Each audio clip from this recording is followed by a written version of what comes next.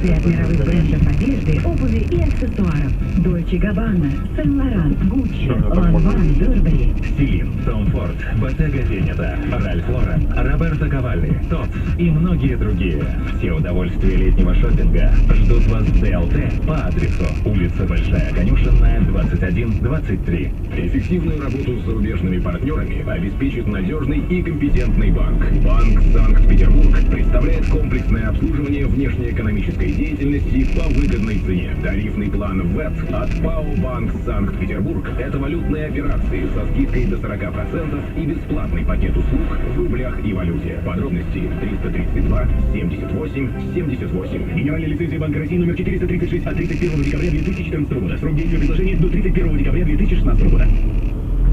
Телефон рекламной службы Бизнес ФМ Санкт-Петербург 920-107-4. Реклама – наша профессия. Самый высокий гонорар за съемки в рекламе получила голливудская актриса Кэтрин Зета-Джонс.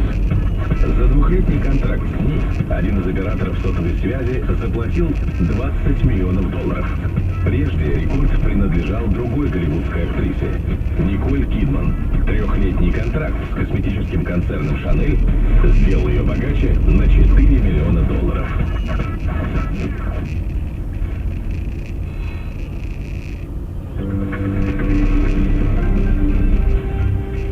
Бизнес ФМ. Первое деловое радио. Главные темы. 19:45 в Москве. У микрофона Алексей Пантелеев. Экс-главу клуба безопасности ЮБС Пичугина доставили в Москву для дачи показаний по новому делу в отношении Ходорковского. По данным Интерфакса, речь идет об убийстве мэра Нефтеюганска Петухова. Адвокаты Пичугина заявляют, что показаний он не дает.